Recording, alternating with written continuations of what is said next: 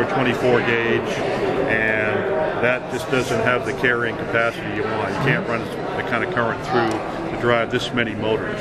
Okay. Now, the wire coming out of the thruster itself is a small gauge wire. That's correct. So you're gonna lose it when you get down to here, you keep the small diameter run or the small gauge wire run very short, and run the big stuff right up to there. Oh, okay. This will have a little bit of resistance. It'll tend to, you lose a little bit, but if you keep the small gauge run very short and run the heavy stuff as far as you can. Okay. You know, I can see here, this looks like a bigger gauge. This might be 16 or 18 or 20 gauge wire here. Okay. This is the kind of stuff you really ought to be trying to use as much as you possibly can. This heavier. And here's maybe some lamp cord down here, it looks like. Yep, that looks like lamp cord. So that's 18 gauge, I think. And that's got enough capacity to carry an amp or 2 amps that you're going to want to be able to pump through here to drive each thruster. And one thing to consider very carefully is you want flotation on the vehicle. It'd be awful nice. Are we still recording? Yeah, I'm still going. You're going to want to think carefully about flotation that can work at a depth of 13 or 14 feet. The Mass Maritime pool is 13 feet deep. Okay. So you said that the insulating pipe foam doesn't work very well. It sure does not. But you suggested taking some PVC and capping it. PVC pipe. We know for a fact that PVC pipe with caps glued on is good to about 1,000 feet. Oh, no kidding. We tested in a pressure test facility at Bentos, and we use it for instrument housings and very inexpensive instruments. And it's really wonderful, simple, cheap, easy to use, easy to fabricate. It would be good if your vehicle were slightly positively buoyant with some tether in the water. You want to have 15 or 20 feet of tether in the water and still have the vehicle float up gradually. If you get it 3 pounds positively buoyant, you can always add a little bit of weight around the bottom to keep the vehicle steady. And, so also you said put the buoyancy on the top, and put some weight down the bottom to give it some stability. Yep. Okay. Yeah, we're giving you a serious peek under the tent. Okay. It's also very important that the students spend a lot of time reading the requirements on the website for writing their report, for preparing their poster, cover as many of the points as they possibly can. There are a lot of very specific points that should be addressed in the written report and in the oral presentation, as well as in the poster. And make sure that all the students on the team that are running the vehicle and presenting it at the competition are conversant and know how to describe how they develop different parts of things. We want to see the team work together well, respectful of each other, and really enjoy what they're doing and think about how they've solved problems, be able to express clearly how they've solved problems. It's fine to look up stuff on the web and learn by reading and studying. We don't want to see big stuff cut and pasted off the web and stuck in a report or in a poster. Yeah, just tell the real story. Exactly. We want the not kids somebody to else's story. Yeah, we want them to be able to describe very clearly what they've learned, how they solve problems, what they've tried. And it's very important to get the vehicle in the water as soon as you can and test it as much as you can and work out different issues and problems that are going to arise. But the frame it's an excellent choice with a PVC frame, free flooding.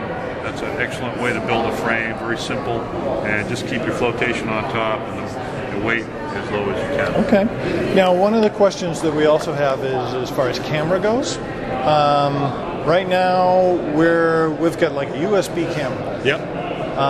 In my experience, a long USB cable doesn't work. Sure does not. So how do you get video down to the vehicle?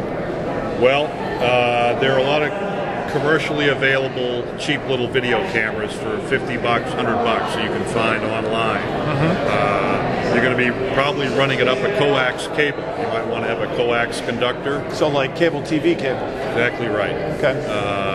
And you know, $100, $125. There are underwater cameras that other teams have bought for ice fishing. Yeah. I've heard they're $125. Yeah. Waterproof. It'll go in the water. Yep. And the power and the video signal are just 3 or 4 conductors. Yeah. Very simple. Okay. And then, does it make sense to have more than one camera, or is that too many systems to keep track of? Or? It's more to do, but it's awful handy to have two cameras. A lot of teams have two cameras. One for the tool and one for navigation. One for nav. Yep. And make sure the students spend as much time as they can really working with a vehicle, getting very familiar with everything. If something breaks down during the competition, they want to be able to fix it right away and diagnose it and say, we've seen this before, this is how we fixed it. And I strongly recommend that you hook this up to a car battery with a 25 amp fuse and make sure that it's going to run on 12 volts, 25 amps, and that you're not going to set stuff on fire. It's going to be a safety inspection. Okay. And the engineer doing that really knows his stuff. Okay. And he's going to ask the students very clearly, what have you done for safety, and do you know that this can handle?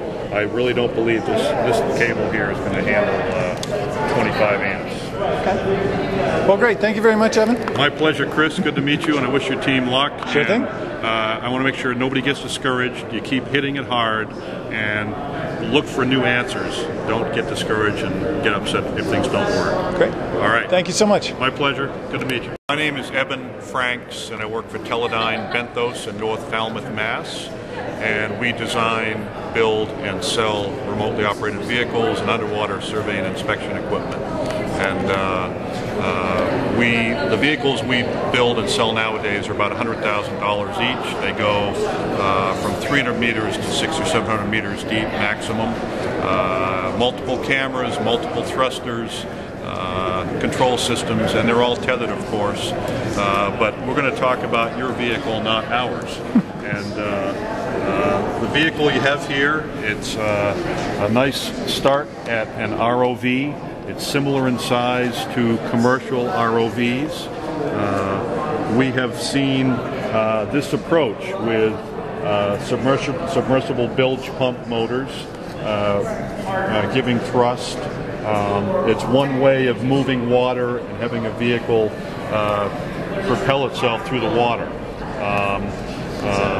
Another thing you might want to consider would be to have these pumps taken apart and put propellers on there. Other teams have taken model boat propellers from a remote control hobby shop and used propellers stuck on the shaft. And if you were to use those propellers in place of the impeller, it's much more efficient and you'll have a lot more thrust available.